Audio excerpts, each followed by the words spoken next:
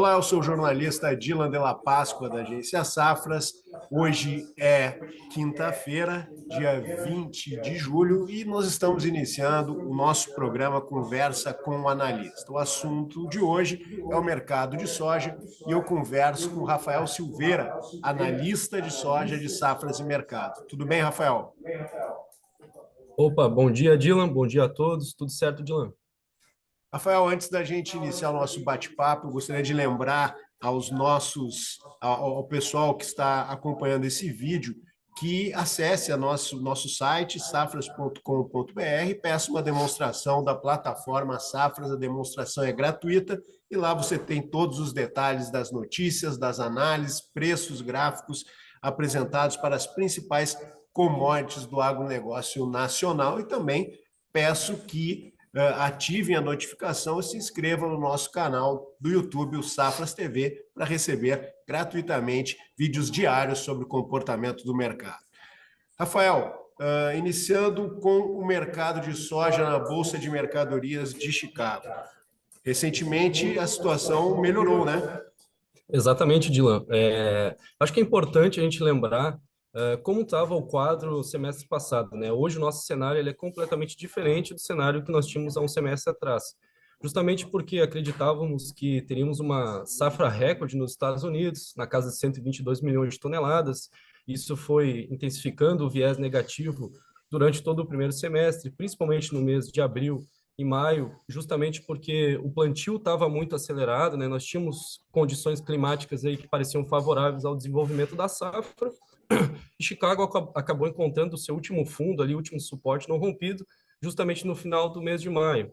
E aí a situação acabou se invertendo, né? Nós acabamos tendo um corte muito forte na área plantada, que migrou para o milho, e isso fez com que Chicago acabasse tendo uma recuperação praticamente em V, né? Durante todo o mês de junho também, nós vimos o USDA reportando aí cortes significativos, principalmente nas condições das lavouras, né? A gente viu um cenário de piora recorrente, e isso fez com que os players acabassem se posicionando na compra, precificando já uma safra menor em Chicago. Eu diria que agora, no cenário atual, a briga é para não perdermos produtividade.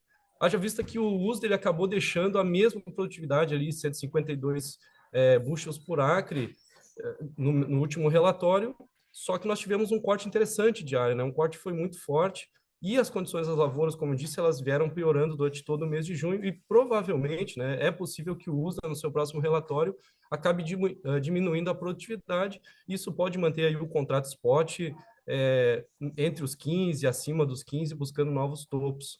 Claro que o mercado sempre tem correções, né? A gente sempre pode ver aí movimentações técnicas, players zerando posição, realocando de novo capital em novas posições compradas, ou até mesmo fazendo um preço médio para melhorar a sua posição. Mas eu acredito que o cenário agora é, no mínimo, lateral em Chicago para cima, né? Isso vai depender do clima, a gente está num trade-off de clima importante, os mapas vêm apontando que nós devemos ter aí um clima um pouco mais seco, e isso pode acabar prejudicando, né, o potencial produtivo, e com novos cortes, com certeza isso iria se refletir em perdas de produção final na safra americana, e pode botar os preços mais para cima, né? Rafael, bom, uma mudança, como tu explicou, de patamar, Bolsa de Mercadorias de Chicago nas posições mais negociadas superando os 14 dólares, há pouco tempo não se trabalhava com esse patamar. O produtor brasileiro ele está aproveitando esse momento, esse repique de preço, houve uma melhora na comercialização. Justamente foi isso que ocorreu, Dylan. A gente percebeu que logo que nós tivemos essa recuperação em V, o mercado interno acabou sentindo muito impacto dessa elasticidade, né? Os preços, na média, quando a gente olha pelo menos nos últimos 30 dias, nós tivemos um aumento médio na casa de 12 a 15 reais por saca nos principais portos e principais praças. Isso, como não poderia ser diferente, houve um acelerado ritmo na comercialização, né? A comercialização acabou acelerando, de maneira que os produtores aproveitaram esses picos em Chicago, não muito por causa dos prêmios, embora a gente tenha visto uma melhora nos prêmios, no cenário dos prêmios, até prêmios positivos para o mês de setembro, mas isso de fato impactou positivamente nas negociações, Essa semana, a última semana, nós vimos grandes volumes sendo negociados aí nos portos Paranaguá, Rio Grande, e isso, de fato, o produtor tem aproveitado e não poderia ser diferente, né? Outra questão que a gente pode apontar, além dos prêmios, né, seria essa questão cambial. Mas pode continuar teu... Não, eu ia falar justamente nessa questão de que os produtores estavam represando as negociações, porque o quadro de preços a gente via preços 30% inferiores na comparação com os 12 meses. E eu ia colocar isso para ti, que realmente essa melhora acabou determinando essa melhora nos preços e internos, e por isso houve essa maior movimentação. Já aproveito também e deixo liberado para tu falar da questão cambial, né? O câmbio ainda é um fator que merece um pouco de atenção por parte dos negociadores, né, Rafael? Com certeza, Dylan, com certeza. É claro que a gente não vai ter o cenário que tínhamos no ano passado, onde a gente via a saca R$ 200 nos portos, né? Sim. Justamente porque o cenário era de prêmios em alta, Chicago subindo e dólar em alta também, 5,30, 5,50. Esse cenário dificilmente vai se repetir esse ano, embora o produtor ainda acredite em preços mais altos no curto prazo, né? A questão cambial, a gente mantém pelo menos um viés negativo no curto prazo. Por quê? As taxas de juros internas são altas, embora os Estados Unidos tenham aumentado também, mas quando a gente olha o cálculo de paridade de taxas de juros, a gente vê que o real ainda tem muita condição de arbitragem, é muito atrativo ao capital estrangeiro, então vale a pena tomar juro emprestado para negociar títulos no Brasil. A gente ainda mantém um juro real muito forte, né?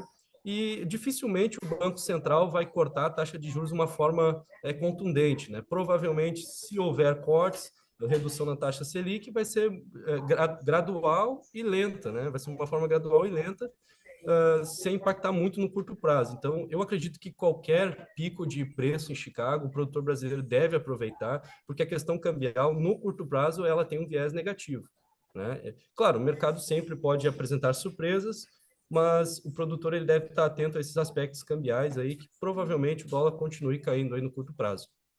Então, esse cenário atual de dólar a 4,80, Chicago, novembro, acima de 14 dólares por bushel, é uma indicação de que o produtor deve aproveitar esse momento, Rafael? Dylan, com certeza. Chicago pode vir a bater preços mais altos, tá? Novembro ainda pode ter surpresas. Como eu disse, se as condições climáticas tiverem uma piora, provavelmente as perdas de produtividade vão ser significativas e o mercado pode subir ainda mais lá fora. Aqui dentro, a questão cambial, ela é entre estável para baixo. Provavelmente, eu acredito que o câmbio ainda continue negativo. Então, seria interessante para o produtor, com certeza, aproveitar picos de preço, já que internamente a gente tem sentido muito mais os impactos de Chicago do que o câmbio na formação do preço, né? Tá certo, Rafael, te agradeço pela entrevista. Rafael Silveira, analista de safras e mercado para o mercado de soja. A gente conversou sobre o desempenho da Bolsa de Mercadorias de Chicago, que vem surpreendendo, atingindo patamares que não se esperava em função desse mercado de clima nos Estados Unidos, e também o impacto dessa alta em Chicago no mercado interno. Rafael, muito obrigado pela entrevista. Dylan, eu que agradeço aí, um grande abraço. Tá certo. E eu aproveito e convido a todos a nos visitar as nossas redes sociais, onde você tem mais informações sobre os produtos de safras e mercado e do mercado em geral para as principais commodities negociadas pelo Brasil.